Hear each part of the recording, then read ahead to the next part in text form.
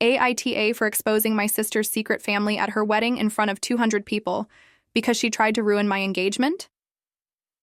So, I, 29F, might have shattered my sister's dream wedding with a few sentences and a USB drive. And honestly, I haven't decided if I feel bad, because when I tell you everything that led up to it, you might just agree with me, or you'll say I'm the villain of the decade. Honestly, I'm not even sure anymore. Let's go back. And I mean all the way back. Growing up, I was always the other daughter. Sabrina, my older sister, is only 2 years older than me. But the way our parents acted, you'd think she was the second coming of some royal bloodline. She was the perfect one, the golden child, straight A's, student council president, yearbook cover girl. Literally. She got into an Ivy. Everyone thought she'd be a lawyer or a politician, or maybe both. She spoke with confidence, walked into rooms like she owned the air, and never seemed to question herself. The world seemed to bend to her will without much effort. Me? I was artsy, emotional, got a tattoo at 19, and suddenly I was a disappointment. Despite having a great job, an amazing partner, and not a single call to the cops, my parents still treated me like I was on the verge of scandal. Like I was just one emotional breakdown away from ruining the family name. Sabrina was their pride. I was their concern. We were close as kids, though. She used to braid my hair, let me sleep in her bed when I had nightmares. I remember one night she snuck a cupcake from the kitchen and we ate it under the covers, giggling like we had just pulled off a major heist. We used to share secrets, dream about our futures, and pinky promise that we'd never let a man come between us. But something shifted when we hit our 20s. It's like everything became a competition, but I was the only one who didn't realize we were keeping score. She competed in ways that didn't even make sense. If I dyed my hair, she'd cut hers and say I was copying her vibe. If I got a raise, she'd casually mention that she was considering law school. If I posted a selfie, she'd post one 5 minutes later. And if I didn't respond immediately, I'd get a text. So we're ignoring each other now? It was exhausting. I kept trying to see the good in her, to believe that our bond could overcome whatever toxic fog she was breathing. I convinced myself that she was just going through something. That eventually she'd go back to being the big sister who used to sing to me when I was sick, until it all boiled over. 6 months ago, my boyfriend of 4 years, Alex, proposed to me in the sweetest, most low-key way. Just the two of us. Sunset. Our favorite beach spot. Tears, laughter.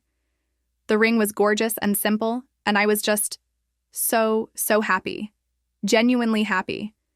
It felt like the kind of moment you want to bottle and keep forever. I posted the engagement pic, and within 10 minutes, Sabrina sent me a voice memo, not a text, a voice memo. Wow, engaged already? Hope you're sure about him. He gives me weird vibes sometimes. Excuse me? What does that even mean? Weird vibes? This is a man who spent a whole Saturday building furniture with my dad after he pulled a muscle in his back. A man who still leaves me sticky notes in the fridge with dumb jokes. Weird vibes? I brushed it off. She's always been intense. Maybe she was shocked. Maybe she had a bad day. I gave her the benefit of the doubt. Again. Then she started offering to help with wedding planning. She said she could coordinate vendors, help with the color scheme, set up the RSVP site. Sweet, right? Wrong. Every suggestion she made was ugly. Like hideous. She said neon green and beige were in. She recommended a polka dot cake. She even tried to convince me to have our ceremony at some random hall she found on Facebook Marketplace. She kept pushing for things she knew I'd hate. It was sabotage disguised as sisterly help.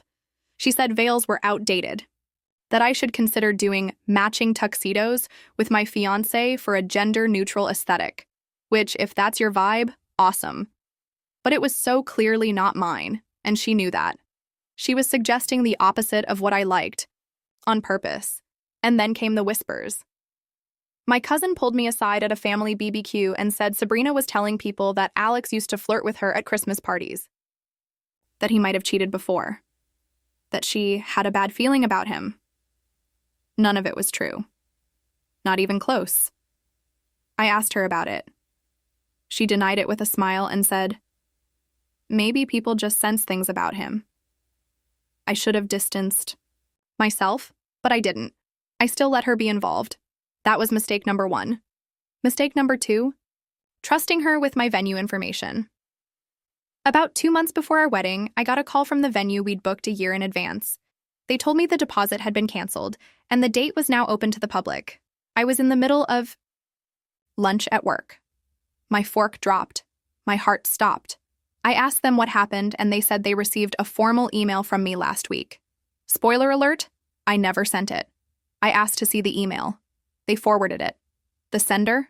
A Gmail that looked eerily like mine, except the name, BB Blue 97, my childhood nickname. Only one person ever used that nickname. Sabrina. I was shaking. Furious. Humiliated. I felt like I was standing in the middle of an empty street, hit by a train made of betrayal. I confronted her. She didn't flinch, just sipped her wine and said, wow, maybe someone's messing with you. She gaslit me to my face. My own sister, who had my password to the wedding planner app, who knew everything about the venue, who even asked me once if I was sure about that date. I knew it was her, but I had no proof. Yet, I told my fiancé everything. He offered to confront her, but I said no. I didn't want a war. I just wanted her out of my life. So I blocked her. On everything.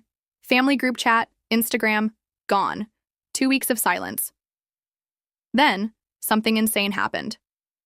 My best friend, shout out to Megan, the real MVP, sent me a DM one night. Just a link. No context. It was an Instagram profile, private. Only 24 followers. No posts visible.